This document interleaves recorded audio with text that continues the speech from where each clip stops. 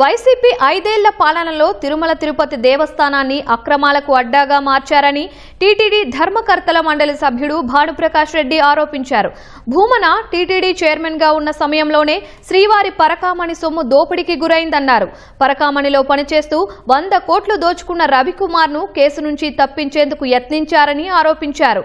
పోలీసులు, టీటీడీ ఉన్నతాధికారులు లోక్ అదాలత్ ద్వారా ఈ కేసు విషయంలో రాజీ కుదిర్చారని భానుప్రకాష్ రెడ్డి ఆరోపించారు.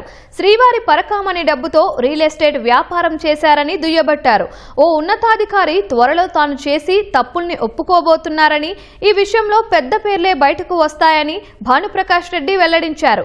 వైసీపీ హయాంలో శ్రీవారి భక్తులు మర్చిపోయినా పోగొట్టుకున్న సొమ్ములను పంచుకున్నారని టీటీడీ ఎక్స్ అఫీషియో సభ్యుడు తుడా చైర్మన్ దివాకర రెడ్డి ఆక్షేపించారు. వెంకటేశ్వర స్వామి పరకామణికే గత ప్రభుత్వంలో ఆపదొచ్చింది మిత్రులారా. ఆ రోజు దాదాపు 100 కోట్ల రూపాయలు పరకామణిలో దొంగతనం జరిగింది. చెట్టు కింద పంచాయతీ చేసినట్టు అప్పుడుంటే పెద్దలు దాన్ని లోక్ అదాలత్ లో కాంప్రమైజ్ చేసి స్వామివారి పేరుతో దాదాపు 40 కోట్ల రూపాయలు విలువ చేసే ఆస్తులు రాయించుకున్నారు మిత్రులారా. అప్పుడు టీటీడీ విజిలెన్స్ నివేదికలు ఏమిచ్చారంటే, మాకు పోలీస్ అధికారుల నుంచి వచ్చిన ఒత్తిడి కారణంగా మేము ఈ కేసుని లోక్ అదాలత్లో రాజీ చేసుకున్నాము. ఎవరు ఆ పోలీసు అధికారి? తొందరలోనే నిగ్గు తేలుతుంది. ఈ రోజు సిబిసిఐడికి ఈ కేసును అప్పగిస్తూ వచ్చే నెల 13/10/2025 నాటికి వివరాలన్నీ సీల్డ్ కవర్లో ఇవ్వాలని చెప్పి హైకోర్టు ఇన్స్ట్రక్షన్స్ ఇవ్వడం జరిగింది. ఆ రోజు అధికారంలో ఉన్నటువంటి వైసీపీ నాయకులకి కొందరికి దీంట్లో వాటాలు వెళ్ళాయని చెప్పి మాకు ఫిర్యాదులున్నాయి. ఆ రోజు ఇక్కడ పనిచేసే అధికారులు, ఉన్నతాధికారులు కూడా దీంట్లో వాటాలు వెళ్ళాయని చెప్పి మాకు ఫిర్యాదులున్నాయి. ఇది టీటీడీ చరిత్రలోనే భారీ కుంభకోణం, భారీ దొంగతనం. ఆ రోజు ఈ సంఘటన జరిగినప్పుడు ఎవరు తెలుసా? టీటీడీ చైర్మన్ అభినవ గోవిందదాస్ గారు, కరుణాకర్ రెడ్డి గారు టీటీడీ చైర్మన్.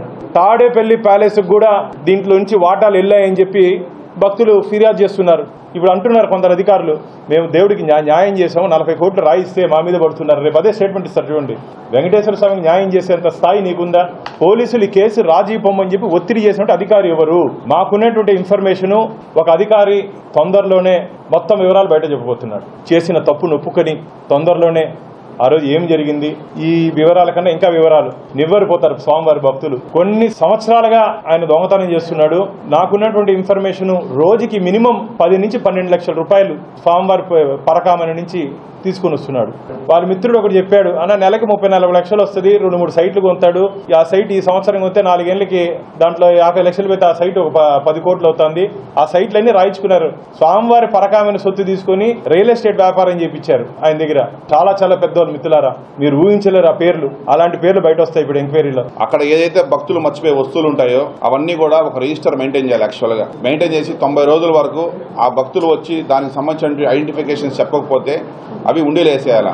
అవి కూడా ఉండేలేయకుండా అవి కూడా పంచుకునేసి, ఆ పంచుకునేసేటప్పుడు కూడా అప్పుడున్నటువంటి అధికారులు, అప్పుడున్నటువంటి మాజీ చైర్మన్ భూమన్ కరుణాకర్ రెడ్డి గారు, మాజీ ఈఓ ధర్మారెడ్డి గారు, వీళ్ళందరూ ఒక గ్రూప్ అయ్యేసి ఈ వీడియోస్ అంతా అరేంజ్ చేసి భక్తులు ఏవైతే మర్చిపోతున్న కానుకలు అవన్నిటిని కూడా పంచుకునేసేయడం జరిగింది. ఇంత పెద్ద క్రైమ్ జరిగితే దాన్ని బయట ఆనికుంటా, ప్రజలకు చూపించుకుంటా, బోర్డుకి తీసుకొని పోకుండా అనఫిషియల్ గా బయట సెటిల్మెంట్ చేశారంటే అప్పుడున్నటువంటి వైఎస్ జగన్మోహన్ రెడ్డి దీంట్లో ఎంత బిగ్ రోల్ ప్లే చేస్తుంటాడు అనేది ప్రతి ఒక్కరికి అర్థమైంటుంది ఇప్పటికే.